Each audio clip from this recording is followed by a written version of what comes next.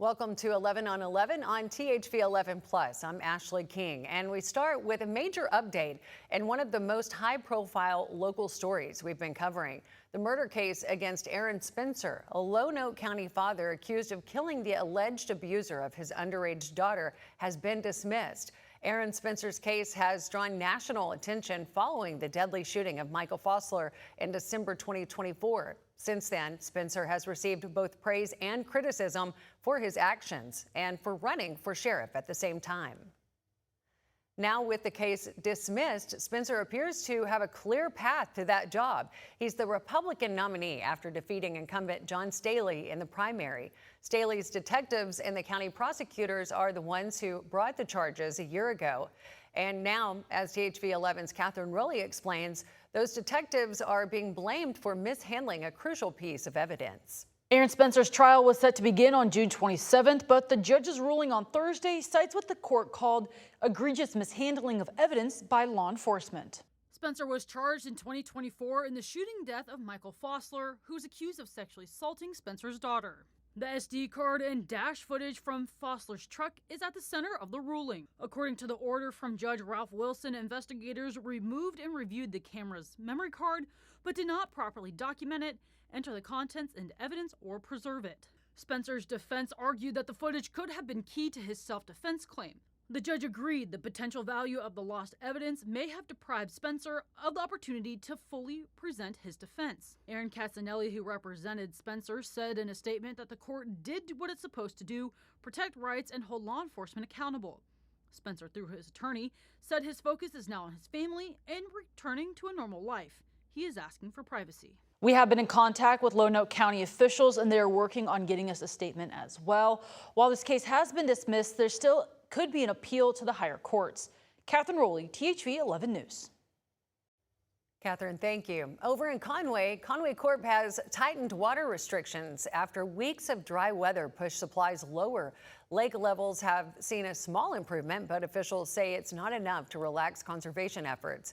THV 11's Maya Ellison explains what the updated restrictions mean for customers. Now, just a few months ago, much of this area was underwater, but as you can see, it's completely uncovered because of drought conditions, as Conway Corps officials tell me. And even though there was a little rainfall that came, they say it still wasn't enough, leading to where we are now, phase 2 of a curtailment. This is one of the dry starts to the year on record. We were at 318.6, and we got a few inches of rain last week, and it took us to 320.2. But even with that slight bump, the lake remains roughly 10 feet below where it needs to be, prompting an involuntary curtailment on June 1st. So we're asking all of our customers, residential, commercial, industrial, all of them to be mindful of their water consumption. Moving out of voluntary conservation means homeowners must follow strict watering guidelines. You can only water 3 days a week. So if you're having even number address, street number, then you can water Monday, Tuesday, and Thursday. Sunday, Tuesday, and Thursday. And then if you have an even number address or an odd number address, it's the opposite days, but no watering at all on Wednesday. Conway County Regional Water Districts share the lake and are moving in lockstep to enforce matching cutbacks. It's a reality that has neighboring residents on edge. We heard from one of those residents last month. Out here in the country where we have our water pumped into towers, once we go out, we're out a lot longer than everybody else. While local businesses tell me they haven't felt the impact just yet, the real anxiety stems from the calendar. We've had droughts before. We'll have droughts again. But the timing of this one is at the beginning of the summer, which is a little unusual. But it's just the timing of it. I asked Carol whether or not homeowners or customers could face consequences if they don't follow the guidelines. Under City Ordinance 99-74, failing to follow the mandates could result in a misdemeanor charge or a loss of water service. He emphasizes they hope to avoid penalties and are leaning heavily on community cooperation, waiting on a shifting weather pattern to fill the lake back up. In Conway, Maya Ellison, THV 11 News. Thank you, Maya. New rules are officially in place for data centers in Little Rock. The board of directors passed an ordinance after more than 4 hours of discussion and public comment at City Hall. The ordinance sets new standards for data centers inside Little Rock that includes limits on where they can locate, how far they must sit from homes, and how they handle noise, water, and power demands. Keep in mind, these rules apply only inside Little Rock city limits. The vote comes as Arkansas sees growing interest in data centers. 2 hyperscale sites are slated for the Little Rock area, with another data center already under construction in West Memphis. Supporters point to jobs, economic development, and growing AI demands. But at City Hall, residents raise concerns about noise, power, water, and the environment. Thank you again. There's very, very few jobs that are created here, very few jobs. And so a lot of times what we're seeing is, you know, if you're lucky, maybe up to 50 jobs that are coming in, whether it's Avio coming in, Google, or whatever company's coming here, Meta. We just don't, Arkansas doesn't need that. Supporters of the new ordinance say it's meant to address those concerns while still creating a path for data center development inside the city. For most of us, this past week's storm is a thing of the past, but that's not the case for a Saline County family whose home was actually struck by lightning. The result was a fire and catastrophic damage. The local fire department got a call just before 9 p.m. Monday, but when they got there, the heavy rain made it difficult to put out the flames. A large portion of the roof is destroyed, with debris scattered across the property. So the house will end up being a total loss due to the combination of the fire along with the water damage. The entire attic burned on the house. To make matters worse, the family says they actually went through this a few years ago when lightning struck another home before they moved here from out of state. Neighbors have started pitching in to help and have already raised nearly $9,000 from a GoFundMe. You can find a link to that right now on thv11.com.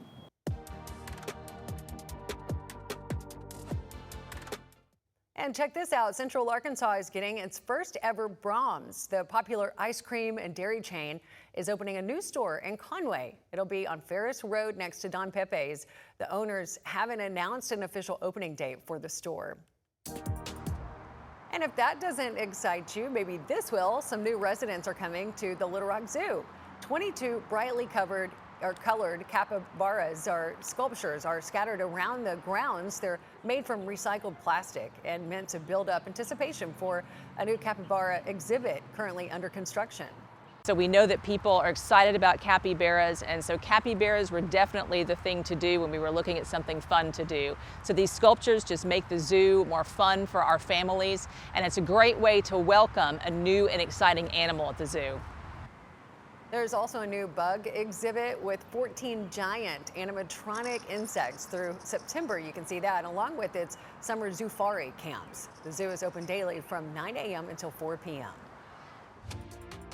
Sensitive school records left behind. When we come back, we investigate why documents are still gathering dust years after selling a former school district property.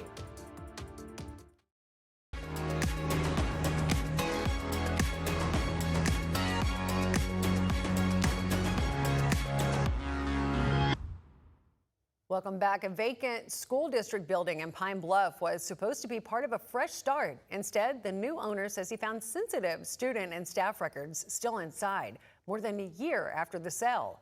Tanya Motorzitsky takes a closer look into what was left behind as THV11 investigates. From room to room, boxes stacked high, shelves are packed. Inside the former Pine Bluff School District Administration building that's been vacated and sold more than a year ago, records and equipment remain. And now it belongs to this man, John Finley. It seemed like such a valuable building, and it's like right in the middle of town, and it's in such good condition. Finley purchased the property in the fall of 2024 for more than $78,000. He says he has big plans for the place. I would love to build a science museum here, have offices for nonprofits on the first floor here maybe. On the 6th floor, have a dance club with a rooftop bar. District documents show the sale was part of a larger effort to offload unused properties. But as Finley walked through the 7-story building, he says he discovered something unexpected. I was I was shocked a little bit. He found computers, ink cartridges, smart TVs, and other technology, items he estimates are worth thousands of dollars. I think they were like $400 when I looked them up online. And then the records, room after room, filled with boxes, files, and cabinets holding student and staff records. Social security numbers left on the floor, immunization records, classified payroll information, and other personal information left behind. And some boxes labeled Destroy 2025. I bought it as is. Meaning the property and everything inside it now belongs to him. But Finley says he notified the district about the records and says the district is paying for the electricity while he waits for them to remove the sensitive records. Sale documents from the board I obtained from the district do not mention any plan to remove or secure records before the sale. They also do not show any agreement for the district to continue accessing the building or paying utilities after closing. Finley says he's keeping the records safe while moving forward with his plans for the building. The school district gave up on this building, but I'm not going to give up on it. I reached out to leaders with the Pine Bluff School District multiple times since yesterday. I sent 3 emails, texted, and left a voicemail. I did not receive a response by this story's deadline. Tanya Motorzitsky, THV 11 investigates. Tanya, thank you. THV 11 has not independently verified Finley's claims about the utilities. We'll continue following up with the district to see what happens next. If you have a news tip for THV 11 Investigates, you can reach out via email, which is investigates@thv11.com, or leave a message on our hotline by calling the number on your screen. It's 501-590-4630. A new monument in Little Rock is shining a light on a group of Civil War soldiers who left a lasting mark on Arkansas history. Now their stories are finally getting the recognition supporters say they deserve. THV 11's Tamer Knight shows us how this tribute is preserving their legacy for future generations. Standing tall as a tribute to courage and sacrifice, Arkansas Heroes honors thousands of black soldiers from Arkansas who volunteered to serve in the Union Army's United States Colored Troops regiments during the Civil War. The sculpture came about because of the history of the United States Colored Troops here in Arkansas. Ronnie Nichols, a member of the sculpture committee, says the monument located at the main Central Arkansas Library highlights not only the soldiers' service, but also what followed the war. They became businessmen, they became leaders in the communities, and so that was the impact. The Civil War was a transitory period for them. They knew that they would only be soldiers for a short period of time.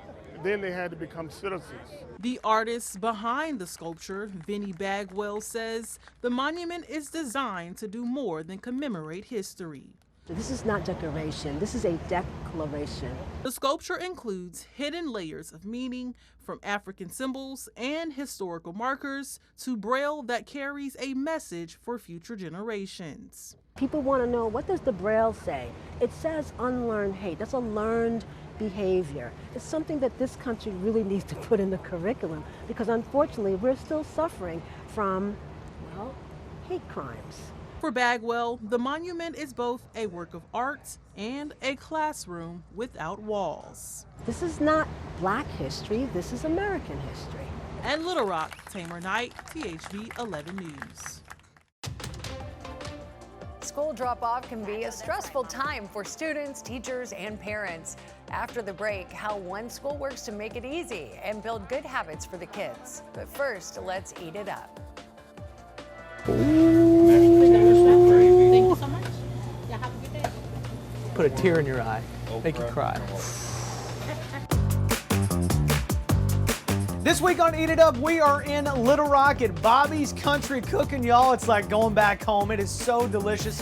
Food that is good for the soul. Amazing fresh catfish. We got fried chicken left and right. 14 vegetables, by the way. We're diving into the mashed potatoes and the okra, the beans. So good. And I had to have a slice of pecan pie. So what do you say you join me? And let's eat it up.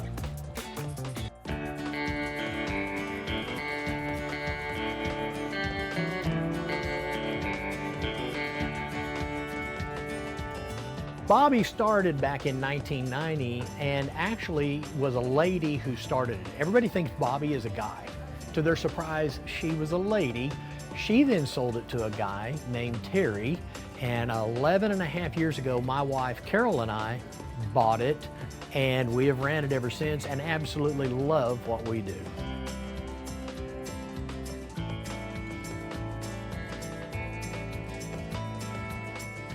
Probably one of the happiest things that I see is people coming in for lunch and sit down, and they're not on their screens, they're just hanging out. I don't have loud music playing. It's just a place, come get home cooking and just visit. Hi, how you doing? Can we do some catfish, please?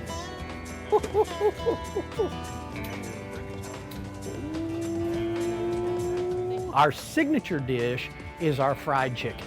And honestly, I will put our fried chicken up against anybody in the state. I'll do a contest, bring your chicken, and we'll fry it up, and then we'll have a contest. We have things like Pork Chop Tuesday, we have Meatloaf Wednesday, Pot Roast Thursday, and we have 14 vegetables every day to choose from, and a roll or cornbread, and then we have all kinds of homemade pie. That catfish is as pure and clean as can be. Filleted, fresh, kept fresh, never frozen, brought to me, and I'll put that catfish up against anybody's. Full disclosure, ladies and gentlemen, I did sneak a couple of pieces of okra before we started shooting, just because it smelled so good and looked so amazing. And spoiler, it was. Y'all know me, if we're doing it, we're doing it. We're drenching it with the lemon juice. Oh yeah. All right, catfish time. Flaky, crispy, tasty, zesty, lemony. It's amazing. And it's huge. And I can tell you right now, the crunch on this is about to seriously be my new text message sound when I get. When I get a text message, it's gonna be this sound. Yep, yep, yep. Hey, pecan pie. Come on, come on. There is something about pecan pie in the state of Arkansas that is unmatched, and that is some of the best pecan pie we've had so far. I'll heat it up. Now I just need a cup of coffee.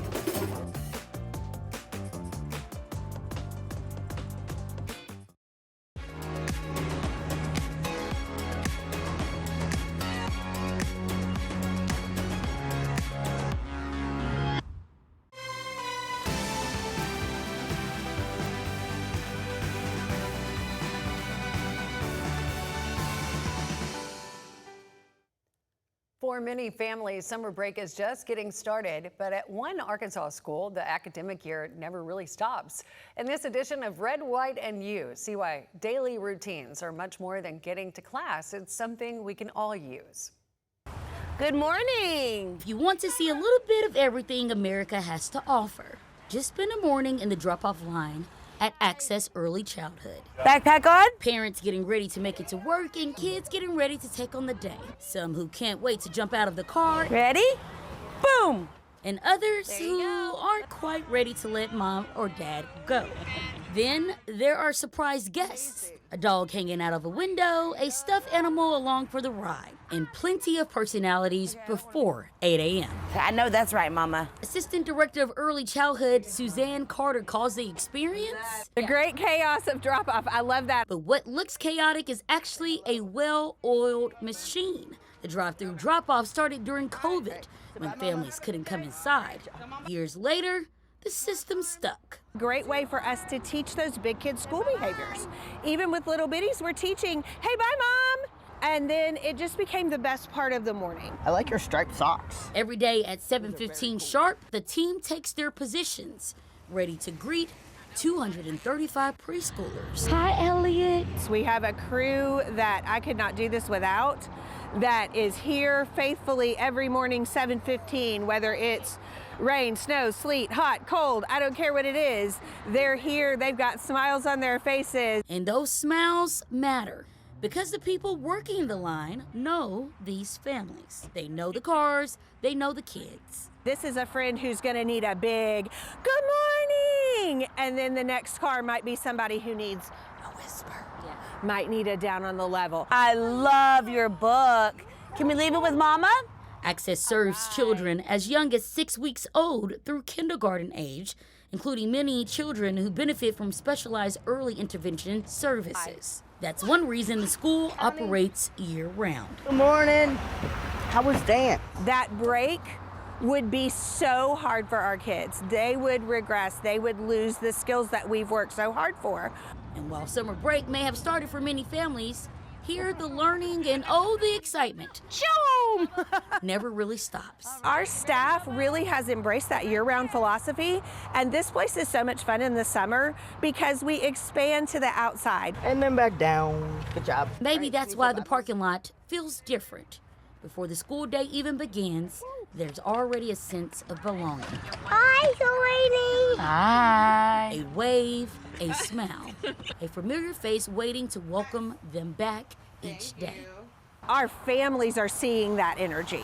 They're seeing that, okay, these are staff members that don't just love on my kid from 8 to 3 in the classroom. They're loving on my kid and they're loving on my family in the parking lot. That's very cool. At first glance, it may look like a car line, a morning routine. But look a little closer and you'll find a community, one car door at a time. Good morning, how are you today? And that'll do it here for 11 on 11 on THV 11 Plus. And you can join us next week for all of your top headlines in the natural state. Thanks.